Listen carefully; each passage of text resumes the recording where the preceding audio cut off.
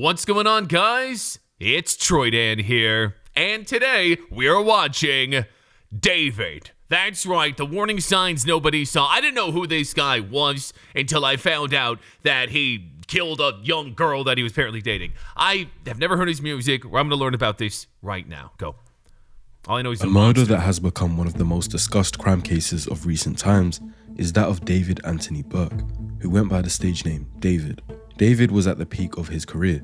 He dropped a high-charting debut album, he had millions of social media followers, and was significantly wealthy for a man only 20 years old. However, in September of 2025, detectives discovered the body of a 14-year-old girl that had been missing for months, Celeste Rivas Hernandez, in the trunk of his Tesla, decomposed, dismembered, and abandoned. And for months, people debated on whether they believed that this innocent-looking, clean-shaven young man with a melodic voice could do the things he'd been accused of. But now that David has been arrested for murder, and the prosecution have documented their evidence, the likelihood that this was some sort of setup has been significantly reduced. It became evidenced that David had a physical relationship with Celeste while she was still a child, and when they broke up and she allegedly threatened to expose the relationship to ruin his career, the prosecution believed he took matters into his own hands to protect what he'd built.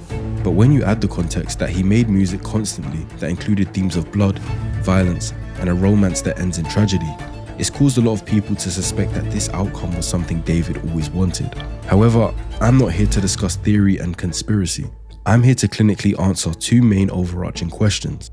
How did David's life engineer him to become someone capable of potentially murdering and dismembering a child?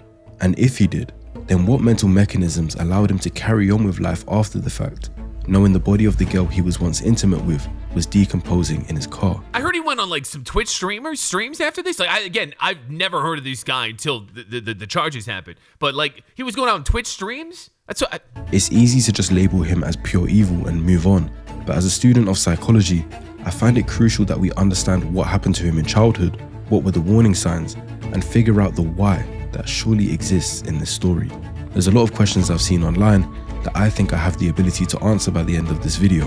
Answers that will give you a genuine understanding into the mind and psychology of David Anthony Burke. I played it for her in the car. She was like, "David, this song is too violent. You talking about killing people in your music? No, not my son." And I was like, wait, I might be onto something. What the fuck? The fuck? We got a disclaimer. Let's start from the beginning. So, you're a New Yorker. New Yorker, Queens, New York. What are your parents like? Are they musicians? Not at all. My dad is a litigator for a law firm. My Okay. mother was a teacher. She doesn't do it anymore, but she does notary now. David Anthony Burke was born in Queens, New York, to Colleen and Dawood Burke, two Christian parents that seemingly would give him a tough and controlled upbringing. Everything we played in the house, music-wise, was just Bach, Beethoven, Mozart, gospel music, like classical stuff, instrumentals only. Like, we didn't listen to any other music. There was no like Lady Gaga and all the popular artists everybody was listening to. We never could listen to that because my parents just wouldn't let us. It was just like straight classical stuff. There's literally nothing. It was all gospel and like classical, Mozart, Bach, like all that type of stuff. Because my parents wanted me to be really smart. They never like talked about college or anything like that, but they always wanted me to be very intellectual, very put together, have an idea of what I'm doing, but they never like listened to music like that at all. Trying to control what your kids listen to and the content they consume isn't necessarily harmful in and of itself, but if a kid is going to school and has no level of cultural relatability, it can cause feelings of being excluded, which in turn affects his socialization. If everyone got to access music and it became a point of discussion he couldn't involve himself in, it might have led to feelings of envy, and instead of David accepting this, he tried to find a way around it. Did your parents put sort of a cap on what you could and couldn't listen to in the Nah, house? I was sneaking It wasn't around. like that. I had this little iPod. I used to sneak. I got it with me right now too. I still got these. I used to Oh sneak around with the my iPod God. Touch. I used to sneak around with the iPod Touch and download things off iTunes and stuff like that. The sneaking around his parents like this is consistent with reactance theory, proposed by Jack Brem in 1966. When perceived behavioral freedom is restricted, individuals are motivated to reclaim it. In these situations, the forbidden fruit, which for David would have been music, becomes more desirable, and the individual tries to acquire it by any means, even if it includes secrecy. Now, it's not the behavior itself that's necessarily significant, but the pattern it establishes. You know what? That authority is He had his nails painted. I just want to say to that's be a... managed through concealment I would've- rather than confronted directly. This pattern would then reoccur later for his Dude adult looks life. like a psychopath. It didn't help David that his private school life in New York also consisted of bullying and teachers picking on him. so he had an uneasy time both at school and at home. I hated New York at that point. Like, Why did you I didn't hate like it? my school. I was at a 'Cause private you- school, and they treated me so horribly, dude. Why? It was insane. I don't know. All the teachers had it out for me. My little brother could testify to that too. Dude, they just had it out for me all the time. I don't know what it was. I would just do nothing to nobody, and the teachers would just Caparoo. pick on me and bully me for no Caparoni. reason, bro. I wanted to leave that place so bad. And he got his wish as they moved to Houston, Texas, and he found it slightly better at his new school. But he was a kid that didn't really seem to find anything that stuck. His parents tried to get him into music, but it wasn't stimulating enough for him at that time. She put me into piano lessons when I was 7, and then I quit that after a week. She was like, okay, I'm not gonna pay for it if you don't like it.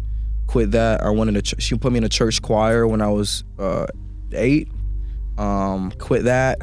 And then I was in middle school band when I was in 7th grade. I played the flute, and I quit that. But he never developed into a conventionally social child. He describes himself as a people watcher rather than a member of a friend group, sitting apart in cafeteria settings and constructing fictional narratives around classmates that they were unaware of. At school, before I was homeschooled, like middle school, elementary, I would look at these kids, like at cafeteria, at lunch was like my playground, like my brain's playground. Like there's so many different kids and they're all doing something different. I would just sit there and I'm a people watcher. I would just inspect them and like write about them and stuff like that. And I kind of brought these characters to life that were inspired by my classmates. So every time I would write like a short story, I'd have these different classmates in these stories and they would never know. It's like different names and everything, but they were inspired by my classmates. This preference to observe people and create these stories was an early marker that he had a natural tendency to see people as subjects for analysis rather than reciprocal social partners. Combined with his bullying in New York, it suggests he felt more inclined to exist on the edge of social bubbles rather than in them, present but not integrated, watching but not connecting. He says he began writing poetry in the 5th grade and pursued anime, gaming, and creative fiction from a young age. Yeah, ever since I was young, I really just liked anime, gaming, and poetry. That's it. I remember reading my first manga when I was in 5th grade. Dragon Ball, Tokyo Ghoul, and see these fantasy characters with powers and all that. That weren't superheroes, and that inspired me to start writing and write my own stories about them. But just in case his parents couldn't give him any more reason to resent them, they took him out of public school, the only place he was getting any sort of socialization, the place where he was letting his imagination run wild, and they instead placed him on an isolated homeschool curriculum. Transitioning from Why public though? school to homeschool is tragic. The first 2 years was tragic. Like, Tragic. I was asking to go back to school almost every day. Why did they My take him brother out? too. Was the decision to move from public schooling to homeschooling a difficult one? It was, and it wasn't mine, it was my parents. So there's 2 different types of homeschooling in America. There's like group homeschooling, where it's parents that don't want their kids to be in public school environments, but they still want them to be in social groups. So they have you have homeschool kids that meet once a week at a specific place, and they play like extracurricular activities like basketball and stuff like that, so they can socialize, and they do the work on paper. And then there's a second homeschooling where it's just strictly on computer. That's what I did. They didn't let him enroll on the socialized model involving group meetings with peers, but a fully computer-based, home-based program with no structured peer contact whatsoever. From a developmental psychology standpoint, this is the most significant single environmental factor in his profile. Erikson's 8th stage model identifies adolescents, approximately 12 to 18 years old, as the critical period for identity versus role confusion. The developmental task of forming a stable, coherent sense of self through peer interaction, social experimentation, group belonging, and the feedback of others. Removing a child from that process during its peak window doesn't simply slow development, it redirects it, and they don't develop normally. And the main damage that came from that cutoff was socializing. None of his peers stayed in contact with him following the transition, and he was all alone. I thought I had a lot of friends in middle school, and then after being homeschooled, nobody's hitting me up, nobody's asking me like, where am I at? Why am I not coming to school today? It made me question like, what is a real friend? And do I have any of those as well? Especially when I was transitioning from public school to homeschooling and nobody hit me up on Snapchat when I was streaking everybody. My Snap score was 250,000, bro. And nobody hits you back? Nobody, dude. What the That's what I'm saying. There's your problem. There's your fucking problem right there. What the? Come nobody on. who gives you you not at school? Where'd you go, Dave? Nobody. You care about your Snapchat Did I really have streaks friends? and- And you start to question things. Oh, totally. About your everyday life. It's who's really there for you? You know what I worried about as a teenager? Who's gonna buy me alcohol? Because it was hard to find an adult to do it, but I could always find one if you gave him a little extra money. I mean, dude, homeschooling really takes a toll on a kid.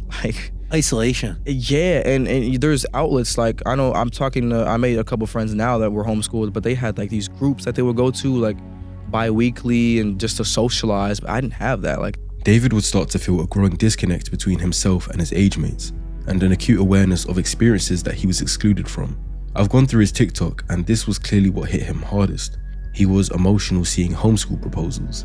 He has another post titled, "What It Felt Like to Be a Homeschool Teen," and I won't play the audio for copyright reasons, but the lyrics go, "Everybody's falling in love and I'm falling behind," as he visibly shows his frustration at that fact. He missed out on having high school relationships, but had to watch everyone else get to have one through Snapchat. His former peers got to post relationship quotes and pictures with their partner, whilst he stayed at home, unable to do anything but watch. I'm starting to think this guy was chronically online, just online his whole life. Like, and like the social era of being online, the social media era. As the caption says, homeschool and being on social media 24/7 was not a good mix. In another post, he says his superpower is never being able to express my feelings properly because I was homeschooled and had no social life for 5 years. And on another, he says, I was homeschooled all my life. I never got to experience any school dances. When adolescents are denied normal peer socialization, the need for connection and belonging doesn't disappear. It finds alternative channels. In David's case, that channel was the internet, specifically Fortnite, YouTube, Discord, TikTok, and eventually music. Fortnite. During his homeschooled years, David describes Fortnite as his primary social environment. He engaged in squad fields, which is where you're allowed to join games with strangers and talk to them if you have a headset and mic. And he allowed people to vent their personal problems to him. Especially being homeschooled and not having a social life, right? So I'm on the game, I'm talking to all these random people, and they're talking to me about their life problems, you know, using video games to escape the real world as much as I am, and then living my life vicariously through them and like writing songs about their lives. Yeah. I would go on Discord and I would go on Fortnite and I would go on like squad fills and I just let people talk to me and just tell me about their lives. Cause like most of these people that play video games the same way I do, they're going to it as an escape. So I was just being an open door and an open outlet for like I think that I could have been on Fortnite asking this person for an NBA player, not even know it. It's possible. these my peers and my friends to kind of just like vent to me about different things in their like personal lives and stuff like that.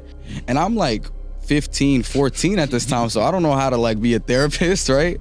But it's like I'm taking this information and all these different people talking to me about different like problems and situations. I'm like, wow, this is really what humans are like. Like these are humans. The fact he says, wow, so this is what humans are like, these are humans, tells me that this was the only way David was understanding human psychology at that time. Oh God. This is a clinically unusual developmental pathway. Normally, an adolescent's model of human behavior is built through direct, embodied, reciprocal experience, like friendship, conflict, romantic experience, loss, etc. But David built his model of human psychology through a parasocial and semi-anonymous listening role, absorbing other people's problems through a gaming headset. This produces a specific kind of social intelligence, highly observational, empathically competent on an intellectual level, but fundamentally disembodied. He understands humans like a researcher understands subjects, not as a participant understands his peers. And that's going to be significant when evaluating his later relational behavior.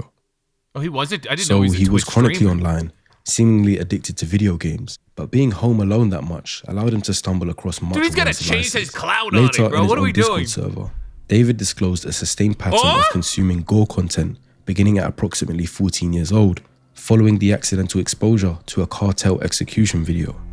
Gore is real-world violence and injury, Oh, yeah, you fully know. uncensored, including death and murder, and he was discovering that and watching it repeatedly at 14 years old. To be fair, like when I was 11, 12, I remember like seeing like crazy stuff on the internet, like you know, like some people getting their heads blown off.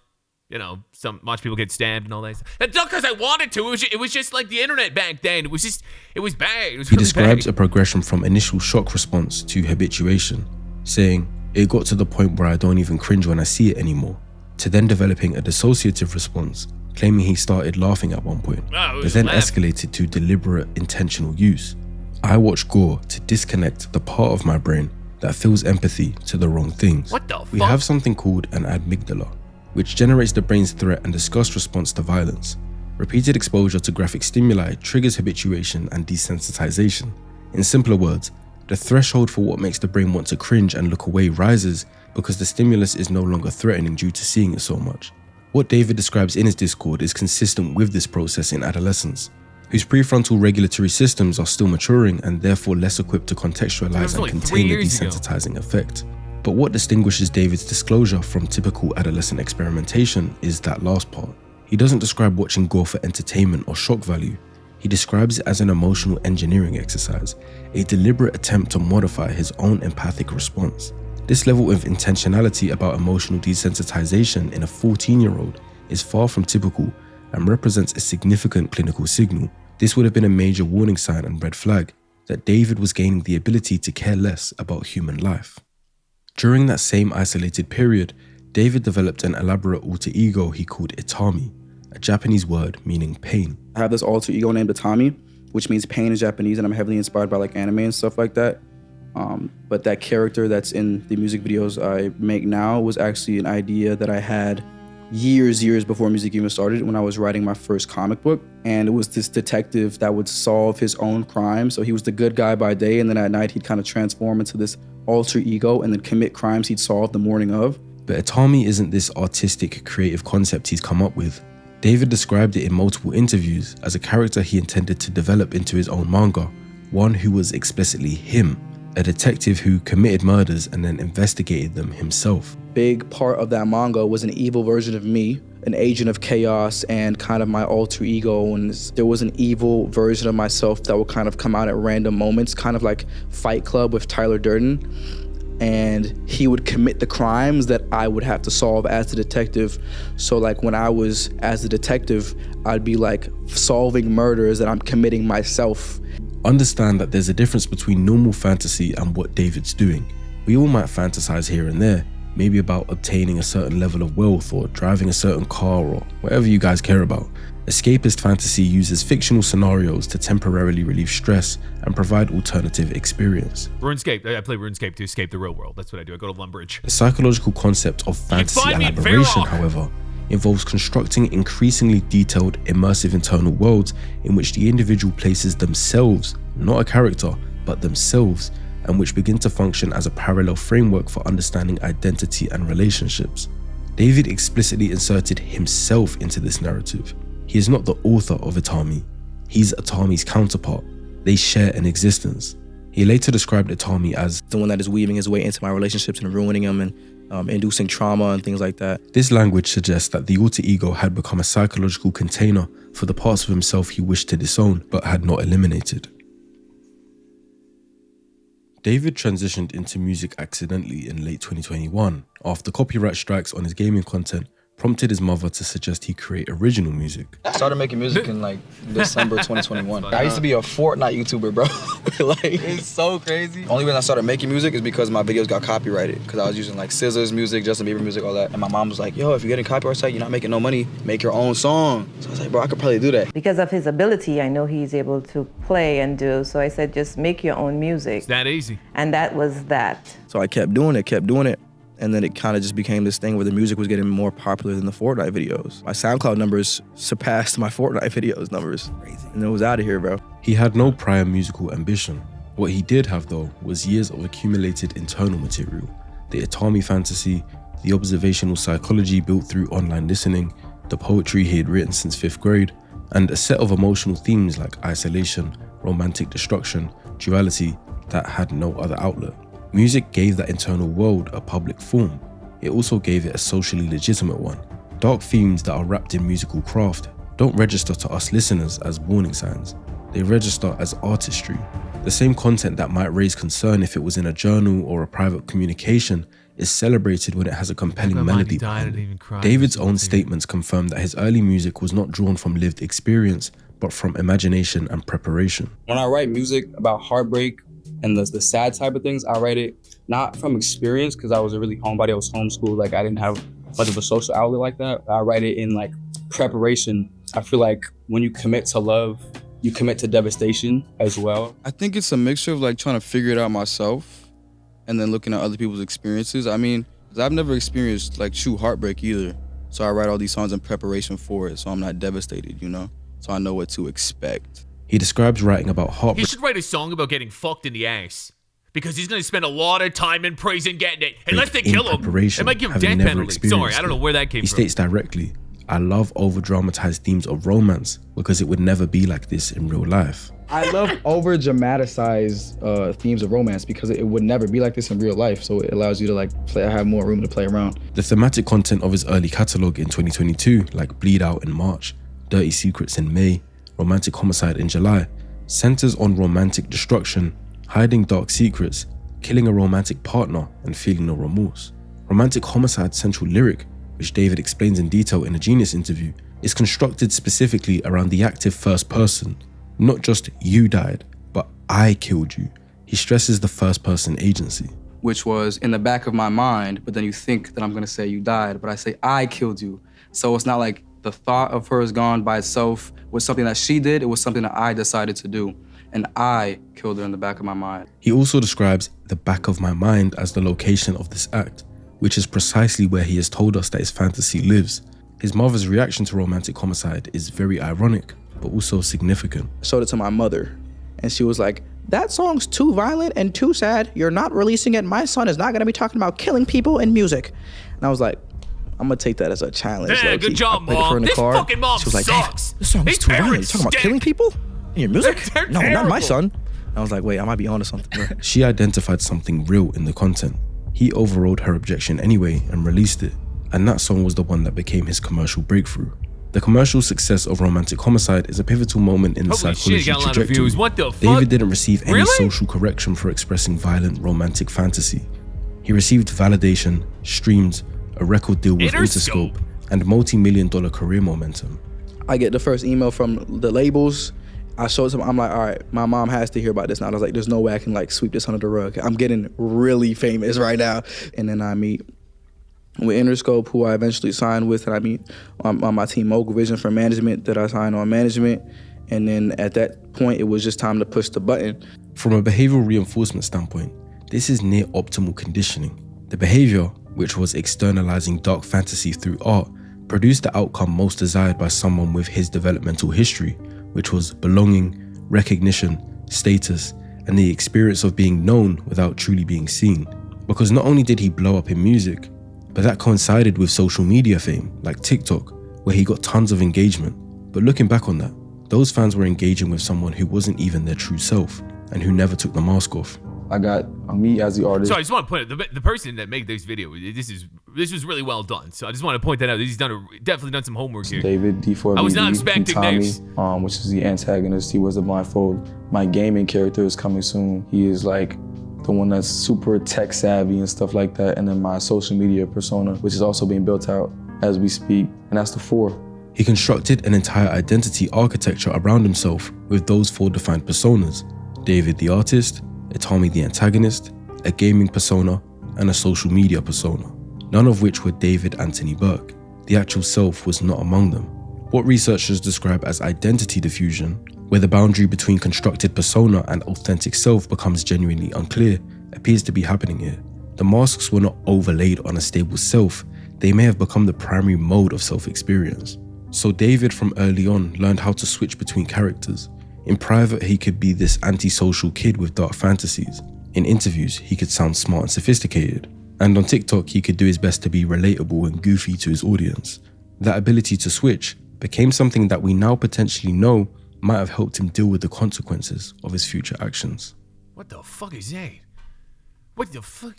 Was that how we dressed? According to prosecution documents, David and Celeste Rivas Hernandez first made contact online in January 2022 when she was 11 years old and he was 16. This reportedly happened on Fortnite, which would be consistent with how David got his social interaction when he was homeschooled. The prosecution documents confirm a physical relationship began in November 2023 when Celeste was 13 and David was 18. So they knew each other online for almost 2 years before ever becoming intimate. This is purely my opinion based on available context and evidence, but I don't believe David sought out Celeste in a predatory form, looking for a minor specifically because that's what physically attracted him.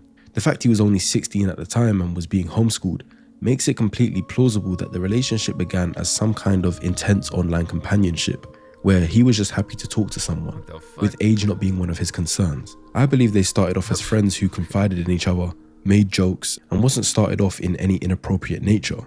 What changed it is the question. The evidence that the prosecution are bringing forward documents a pattern that David was grooming Celeste in stages that got gradually more intense. The first thing he did was make her feel special. He released a romantic homicide music video on Celeste's birthday. He then recorded a song titled Celeste in December 2023, expressing deep personal obsession, and he continually maintained her presence in his Discord server. The song Celeste references the girl with my name tattooed on her chest, a detail that subsequently materialized in reality when Celeste had his name tattooed on her finger and shared it in the Discord server in July 2024. He also never publicly posted her on social media, but would post pictures where she's present but not identifiable, or captioning posts referencing having a girlfriend to show his fans he was in a relationship, which gave his romantic music credibility. Another thing he did was use financial control. Prosecution documents confirmed that after Celeste's parents removed her phone from her in February 2024, David drove to Lake Elsinore where she lives and paid a classmate $1,000 to provide Celeste with a new phone he had purchased so that they could maintain contact. Oh my God. This was done after law enforcement had directly informed him that she was a 13-year-old runaway. Despite her parents and law enforcement trying to stop David from connecting with her, he chose to go around them anyway. He then isolated her from her family and support system. There's debate on whether Celeste had the best home life in the first place, but David definitely capitalized on that and took advantage of her vulnerability. Throughout 2024, the prosecution documents confirmed that Celeste spent significant time at David's Hollywood Hills residence, accompanied him to Las Vegas, London, and Texas, and was repeatedly reported missing by her family. This pattern of running away is consistent with successful grooming. The victim's primary attachment has been displaced towards the perpetrator. David had become the new safe place in her eyes, which is really sad to think about in hindsight. Another thing David desired was surveillance and control. It could be for humor purposes, so take it as context rather than fact. But in January 2024, after they'd started a physical relationship, he posted TikTok with the text on the screen implying a partner telling him that she will swallow an AirTag so he gets to know her every move. It seems playful on the surface, but with the context we have, he's describing a desire for a constant location surveillance over a minor. On January 11th, 2024, David did a Twitch stream, but he had Celeste in full view of his audience, right there in plain sight. She was wearing a hoodie and glasses to perhaps conceal suggestions at her age, and they seem to be doing a cooking stream. Season it? It's already seasoned, bro. It's Alfredo. I'm yet to find the full stream, but something gets said beforehand, and the comments start saying things like, "Pray for his career, chat. You're done for, bro. Nah, you going on the Epstein list. There's no escaping this, bro. What? Caught you in 4K. All messages that allude to the chat realizing that David is a allegedly. David reads these comments out aloud and questions Celeste. Are we done? To which Celeste says, we need to delete this. Pray for his career, chat. Are we done? Are we We need to delete this. Are we Maz, can we delete all VODs? And then as soon as the stream ends, delete the stream too? Can we delete anything? What the fuck did he You say? done for, bro? Y'all are not done? Now you gonna Epstein? Yo, wait. You see the instant panic in David because he's tried to keep this relationship a secret, and this was the closest he'd gotten to being exposed. The chat continues with Wait, David hold on. and He was keeping it a secret, but she was there. I don't know if he was trying to keep it a secret. It seemed like he was trying to show it off. If you're trying to keep a secret, you don't put it on the Twitch live stream. Celeste Island trip and David Epstein flight list. But something else gets said, and David puts his hand firmly on Celeste's shoulder and says, "I media trained you." To which she replies, "No, you didn't." Media I trained. personally don't. Yo, I media trained you. No, you didn't. He says that's controversial, and she questions him with something that almost exposed his secret to the world. That's controversial. It's controversial of kids. What? Really good. Okay, It's been a good one. Bye. Bye, guys. Mwah. Oh my. Delete everything. Delete everything. Everything goes. She seemingly regrets saying it straight away, and David ends the stream. Of course, I have to preface that streaming clips get taken out of context all the time. What we don't know is what was actually said I don't beforehand, know about and the that chat one. could have been referencing something completely different. What? But what we do know is that David was making attempts to media train Celeste, in his own words. Due to him understanding what he was doing was wrong, this is an attempt at power control, because by giving her instructions on how to act, she's molded to become more obedient. It's crazy that this Twitch stream is almost a mirror of what the prosecution are alleging David did to Celeste over a year later. When he was on the verge of getting exposed, he tells his mods to delete everything, to physically discard of the evidence so that no one can find out the truth. He did what he needed to maintain control over the narrative. and panics when there's a risk of the mask slipping. Prosecution documents state that Celeste and David broke up in November 2024, though text messages confirm a continued sexual contact through to at least March 2025. The documented text exchanges describe Celeste growing distress at the nature of their relationship. She messaged, according to prosecution filings, "All we do is have sex and just hang out, man. I want more than that for myself." If you notice, the prosecution frames this as evidence of David's manipulation. This is because of the context that is supposedly surrounding this message. The prosecution's argument is that David had deliberately led her to believe that they had some sort of future together, that she was his girlfriend, his partner, someone he was building something with, specifically in order to maintain physical access to her and her silence. She was emotionally invested in a future I don't think he actually planned to give her. Now, before we proceed, I have to reiterate, because I know how soft the YouTube guidelines are when it comes to active cases and demonetization, but David is only alleged to have murdered Celeste Rivas Everything is Hernandez alleged. and has pleaded not guilty. Alleged. So take what I say next as opinion, as rumors, as theory, but not fact. Because his behavior over 2025, if not guilty of the murder, just looks like normal behavior. But that's also the problem if he is guilty, because only a psychopath could do what's been done to Celeste and go about life Holy as normal. shit, that was after? On the night of Oh my April 22nd, 2025, prosecution documents describe a lengthy argument conducted over text messages. Celeste had become aware of David's relationships with other women. Although they supposedly weren't in a relationship anymore, this triggered Celeste, and she threatened to expose their relationship publicly and destroy his music career. His debut studio album, Withered, was scheduled for release April 25th, 2025, so 3 days later. On top of that, he had a multi-million-dollar career, active endorsements, and a world tour booked.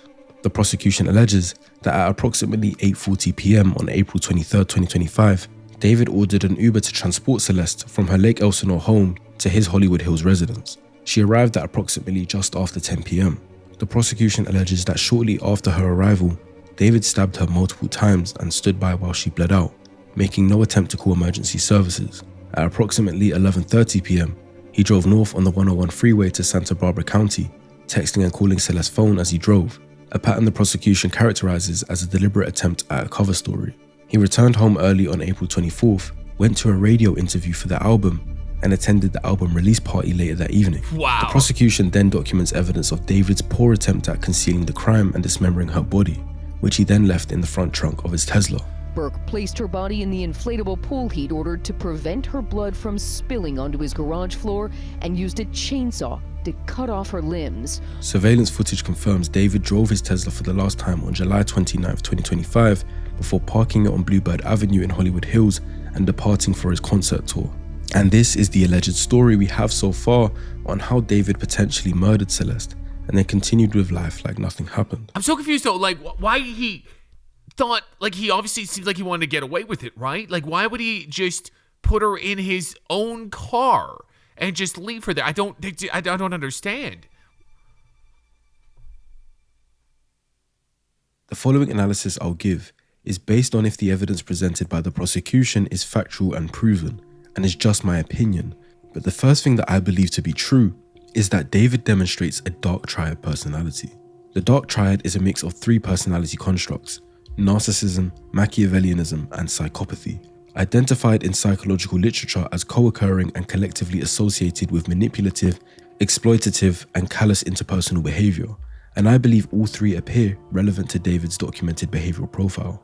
Narcissistic personality disorder, or NPD, is characterized by grandiosity, a persistent need for admiration, entitlement, and a lack of genuine empathy. Subclinical narcissistic traits, which don't meet the full diagnostic threshold but are clinically meaningful, are observable in David's behavior across multiple domains. The construction of an elaborate multi-persona identity architecture, the use of a child as a participant in his artistic and fantasy world, the apparent expectation that normal rules, including the laws, didn't apply to him, and the documented use of financial resources to purchase compliance from multiple parties, like Celeste's classmates and potentially others, rather than just accepting social or legal constraints.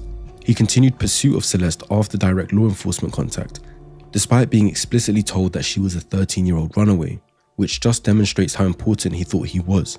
Narcissistic individuals frequently exhibit a belief that ordinary legal and social constraints are obstacles that apply to others, but not them. Machiavellianism refers to a strategic, manipulative orientation towards interpersonal relationships. In simpler terms, using others as instruments towards personal goals, maintaining multiple social presentations simultaneously, and planning several steps ahead in your devious plans. David's documented behavior across the 2022 to 2025 period is consistent with this profile. The staged disclosure of his relationship that was sufficient to lend his music credibility, but not enough to expose it, the financial management of witnesses, the claimed media training of a minor to manage his public perception, and the fake name he used on the Amazon purchases when trying to cover his murder trail. Psychopathy is characterized by reduced fear response, diminished empathy, shallow affect, and the capacity to engage in harmful behavior without the guilt and anxiety that normally regulates such behavior in normal individuals. What's actually happening in the brain is reduced amygdala reactivity, meaning the internal alarm system that makes violence psychologically hard to deal with is significantly reduced. David's deliberate desensitization program beginning at 14, his awareness of this process, saying, "I watch Gore to desensitize the part of my brain that feels empathy to the wrong things," and his ability, if the allegations are accurate, to attend a radio interview and album release party within hours of the alleged murder, are all consistent with elevated psychopathic traits. The prosecution's timeline describes someone who moved through the alleged crime and its immediate aftermath in a goal-directed, organized manner without visible emotional disruption to his public functioning. He saw the murder and the cleanup as a task to get out the way, rather than a major disturbance to his life. It's important to note that psychopathy exists on a continuum. High psychopathic traits do not predict violence on their own. They represent a reduction in the internal constraints that make violence improbable for most people.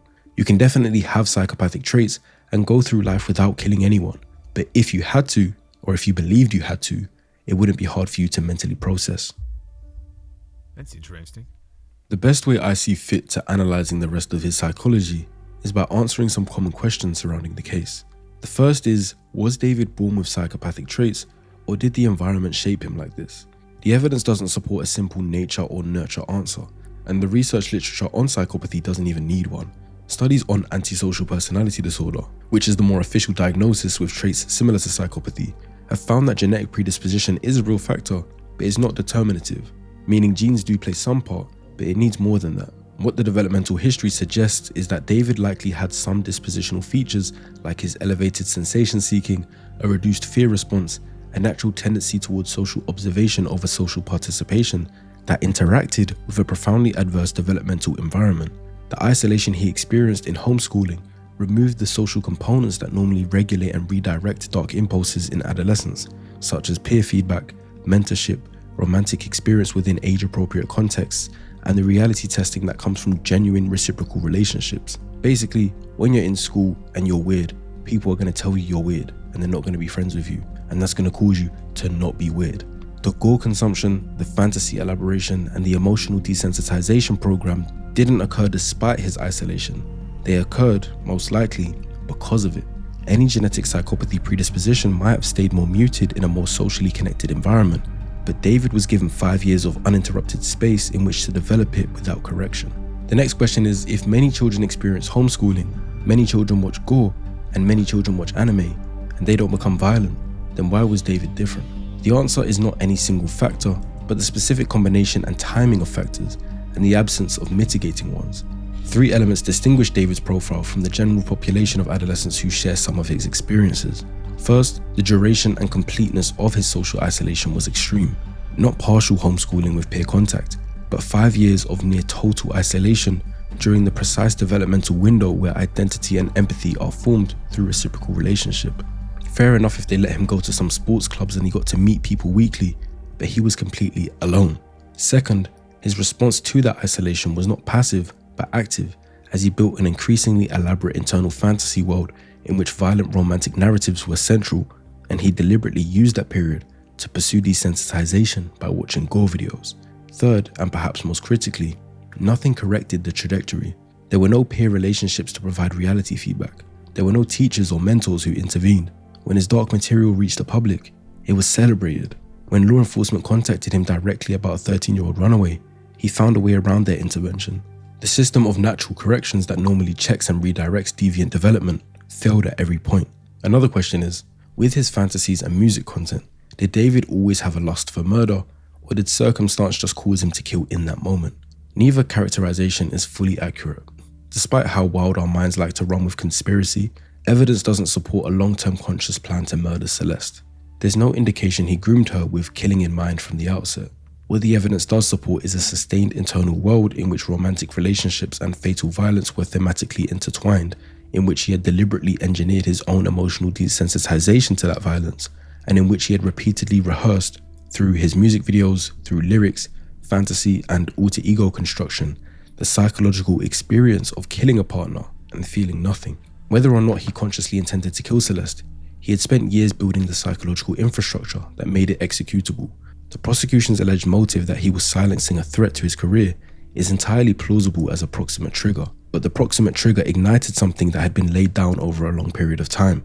A person without that psychological infrastructure, confronted with the same threat, would not have had the same response. They might have offered to talk about things, maybe to pay her off, or something, but not murder. A very common question is, why did he leave the body in his Tesla and then just go on tour? Yes. Was it narcissistic overconfidence or Yes. something else? What There's is the this theory that he wanted the body to be found so that everyone could appreciate the art of his crime. And whilst psychologically intriguing, it doesn't hold up well against the broader evidence. There's no way. The prosecution documents a person who used a false name to purchase disposable equipment, drove to Santa Barbara County to destroy evidence the night of the alleged murder, made deliberate false statements to law enforcement, and continued attempting to incinerate evidence months later, as he bought a burn cage in July that he didn't end up using. This is not the behavior of someone wanting the body to be discovered. It's the behavior of someone who believed he was managing the situation competently. The most clinically consistent explanation is indeed narcissistic overconfidence, a well-documented feature of individuals who combine high narcissistic and psychopathic traits. The belief isn't simply I am above the law in an abstract sense. It's the belief that the individual's intelligence, status, and resources are sufficient to manage any problem. Leaving the car on the street rather than disposing of it properly is a catastrophic risk assessment failure. Like But it's what? consistent with the same cognitive pattern that led him to go to his radio interview the morning after the alleged murder. The operational logic appears to have been, the car is not at my address, it's a few hundred feet away, I'm about to leave on tour, and this is manageable. He definitely thought that Celeste running away all the time was going to play to his advantage, as no one would be looking for her. But when it comes to dead bodies decomposing, you don't look for that smell. The smell finds you. Yeah, I mean, that's insane. The question most fascinating to me, especially when watching through all of his TikTok videos following the proposed date of the alleged murder, is what allowed him to continue functioning normally after the fact. Several interacting psychological mechanisms are relevant here. The first is the reduced guilt and anxiety response associated with elevated psychopathic traits. The internal system that makes violent acts psychologically disabling for most people was, in David's case, already significantly reduced through years of deliberate desensitization. The second is compartmentalization, a defense mechanism in which an individual maintains separate psychological areas that don't interact, allowing normal social functioning to continue in one area while extreme events are contained in another. The third is the role of his persona architecture. David had spent years living between constructed identities, none of which were his actual self. Switching to David the artist for a radio interview was not a performance grafted onto a traumatized person. It was, by that point, his default public mode of existence. He was the psychopathic and cold version of himself that night, and switched his persona to David the artist by the following morning. Finally, if the prosecution's characterization of the alleged murder as an act to silence Celeste is accurate, then there was no emotional conflict to suppress. The act achieved its objective. The threat was eliminated. For someone with the psychological profile described in this video, David saw this more as completing a task rather than being horrified at what he'd done. So it wasn't that deep to him, and that's why there were no signs, at least publicly, of breakdown or panic. Now the final two are significantly important to many of you watching. Firstly, was David an actual pedo that would have pursued other underage girls, or was Celeste's age just incidental to timing? The evidence doesn't actually support primary pedophilic orientation as the dominant motivation, as I addressed earlier. However, the pattern of seeking a relationship with someone significantly younger, from an unstable home, and therefore highly susceptible to the power dynamic he preferred, is unlikely to be entirely incidental. The specific age of Celeste, 11 at first contact. Didn't they say they found like terabytes of pictures of younger people? Like I don't. What? I swear I heard that somewhere on the internet, man. I don't know. Unless it was her. Was it her they hate? I don't even know. 13 at the alleged start of the physical relationship may reflect opportunity and controllability rather than exclusive attraction to that age group. Whether he would have sought out other minors depends significantly on whether the control and power dynamic, rather than the age itself, was the primary draw. The evidence leans towards him just preferring the control aspect, which suggests that his targets might have included adult women in vulnerable circumstances just as much as minors specifically. In simple terms, I don't believe he cares if it's an adult or a minor, just so as long as he can control them. And the final question, if not caught for this alleged murder, would David have killed again? On the available evidence, a second murder was not inevitable, but the risk profile wasn't low. The alleged murder, if accurately characterized by the prosecution, was carried out to eliminate a specific threat to a specific goal, which was protecting his career. This is different from the profile of a serial killer driven by compulsion or escalating fantasy fulfillment, like Ted Bundy, Jeffrey Dahmer, and the BTK killer. However, the post-alleged murder behavior described in prosecution documents, the methodical dismemberment, the ongoing attempts to destroy evidence, the continued public functioning, is consistent with someone who didn't experience sufficient psychological cost from the act to be deterred from repeating it under similar circumstances. If the career threat had risen again with another person in a position to expose damaging information, the psychological barriers to a similar response would have been lower the second time, not higher. Basically, if the same situation repeated itself with another girl like Celeste, David would just say, "It worked the first time, so I'll do it again." But I don't believe he'd go around his life trying to find people to murder. So, how do we summarize? David Anthony Burke's trajectory is not the product of a single cause, and it doesn't follow the profile of someone who is always going to commit a violent crime. It follows the profile of someone whose dispositional characteristics were given an extreme developmental environment in which those characteristics were amplified, reinforced, and never corrected. The homeschooling decision at 13 was the rupture, not because it was inherently abusive, because it removed the entire social architecture within which deviant development is normally detected and corrected, and replaced it with 5 years of unstructured internet access and internal elaboration. The resulting internal world, saturated with violent romantic fantasy, deliberately desensitized emotions, and a constructed alter ego who committed murders, was then given a commercial platform that celebrated rather than challenged it. The relationship with Celeste Rivas Hernandez was built on the structural conditions his isolation had created, an online social infrastructure that gave him access to vulnerable people, a power dynamic he had never experienced in any other relational context, and a fantasy framework that had always positioned a romantic partner as someone he would end up killing. What the prosecution alleges is that when that relationship produced a threat to his survival, both professionally and financially, the psychological infrastructure necessary to respond violently was formed, and the psychological barriers that would have made most people unable to act on that response weren't. Celeste Rivas Hernandez was 14 years old. She was reported missing by her family multiple times. She had reached out to the one adult who was supposed to care for her, and was told that she was wanted, loved, and seen, or at least made to feel that way at one point in their relationship. The prosecution alleges that that same person who told her those things ordered the Uber that brought her to his door and stood by as she bled out on the floor of his Hollywood Hills home. The warning signs were there, in his music, in his Discord, in his fantasy constructs, in his own words, in interviews, given freely to journalists who heard them as art. The question this case raises, for parents, for platforms, for the music industry, and for the audiences who stream artists without reading what they're actually saying, is not why nobody saw it. It's why, when it was visible, it was so easy to look away. The case is ongoing, and I plan to cover any major updates as well as documenting my own theories over on Patreon. I guess we'll just stop it on that. Man, yeah, there's a lot of questions, but the main question that I keep coming back to, like, what the fuck? Why did he have her? Why did he hide the body in the Tesla? Because he clearly wanted to get away with it.